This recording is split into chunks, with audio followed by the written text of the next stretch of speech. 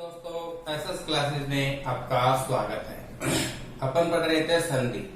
आज हम पढ़ रहे हैं विसर्ग संधि, यानी ये संधि का लास्ट पार्ट है विसर्ग संधि। और विसर्ग संधि क्या होती है?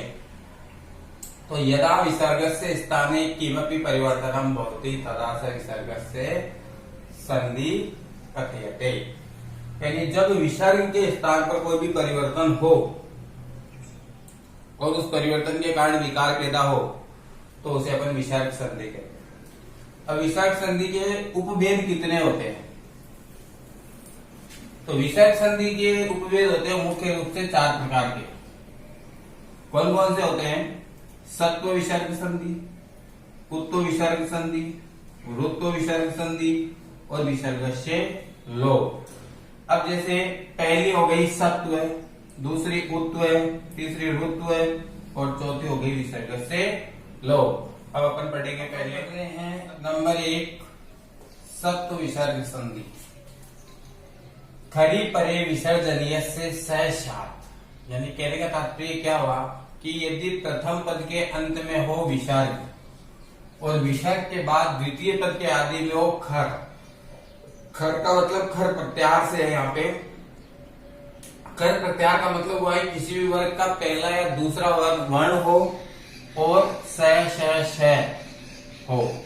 यह इसको आप इस तरह से समझ सकते हो कि प्रथम पद के अंत में तो हो विसर्ग और विसर्ग के बाद में रेख है फ छ ट थ च त त क प या श इनमें से कोई वर्ण हो तो विसर्ग का श हो जाता है। अब अपन समझते हैं कि ये श कैसे होता है। तो देखो, ये आप इनको इस तरह से समझ सकते हो आसानी से कि विसर्ग के बाद में यदि क त या द और ध या फिर स में से कोई वर्ण हो तो विसर्ग का स हो जाता है।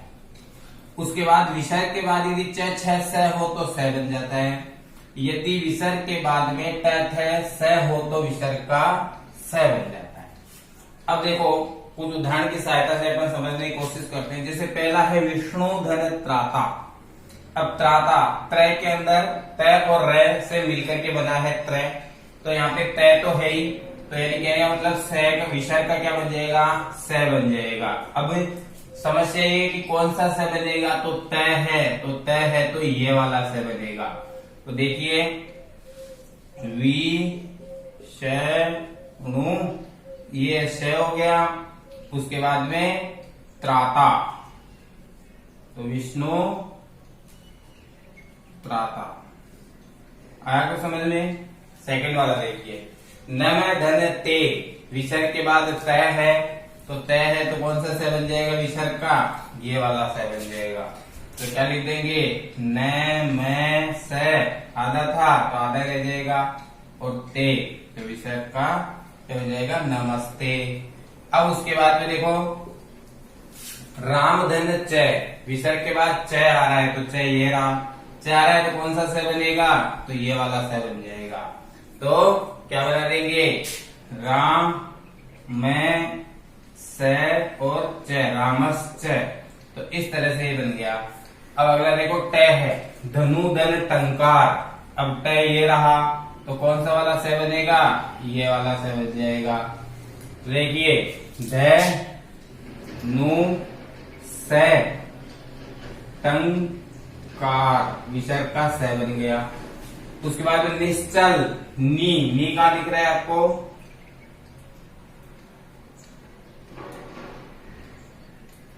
अब विसर्ग के बाद में छ है तो ये रहा छ, तो विसर्ग का स कौन सा बनेगा? ये वाला। तो क्या लिख देंगे?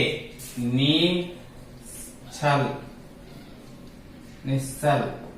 उसके बाद देखो हरिधन शेते। तो इसमें ये भी कहा हुआ है कि भाई स भी हो सकते हैं, तो ये वाले से ही बन जाएंगे। तो देखो हरि शे और ते, हरि शते। उसके बाद देखो नीधन संदेह है तो ये रहा स, तो विसर्ग का क्या बन जाएगा? स। तो बन गया नी संदेह स।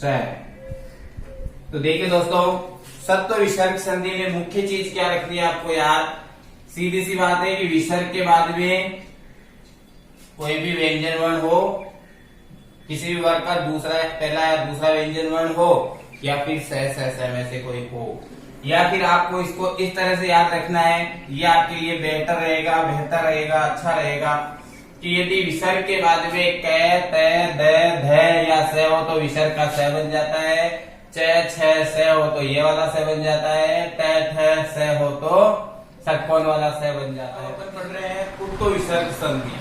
उत्तो विसर्ग संधि का मतलब अतो रोर पलु तादत्त पल्लुते, यानी कहने का मतलब प्रथम पद के अंत में ए हो और द्वितीय उसके बाद हो विसर्ग और द्वितीय पद के आदि में हो ए, तो विसर्ग का क्या हो जाता है, विसर्ग का हो जाता है उ। और प्रथम पद में जो ए है, इस ए के कारण यानी ए और उ दोनों के अंदर क्रिया होने के कारण ये क्या बन जाएगा, ओ बन जाएगा। अब जब ये ओ बन जाएगा तो जो द्वितीय पद का ए है उस ए का अवग्रह हो जाएगा। यानी कहने का मतलब क्या हुआ कि प्रथम पद के अंत में ए स्वर हो और उसके बाद विसर्ग हो तथा द्वितीय पद के आदि में ह्रस्व ए हो और ह्रस्व ए हो तो विसर्ग का उ हो जाता है। और प्रथम पद के अंत में जो ए है, ए होने के कारण जो उ है, उ का क्या बन जाएगा, ओ हो जाता है। और जो द्वितीय पद के आदि में ए है उस ए का बन जाएगा अवग्रह, यानी उच्चारण में तो वो ए ही होगा लेकिन उसको लिखने में अपन ये अवग्रह वाली आकृति इसको दे देंगे। यानी कैसे, तो देखिए कि जैसे यहाँ पे लिखा हुआ है क अपी, अब क में ए है उसके बाद विसर्ग है, तो क में ए है उसके बाद विसर्ग और आगे भी ए है, अपनी परिभाषा के अनुसार सही है। तो देखिए क, अब जो इसमें ए है उसके कारण ये क्या बन जाए, पहले हो जाएगा उ और उसके बाद में ए और पी। अब जो क में ए है ये मिलने के कारण ये क्या बन जाएगा, ओ, और उसके बाद में जो ओ के कारण ये ए का क्या हो जाएगा, अवग्रह और पी।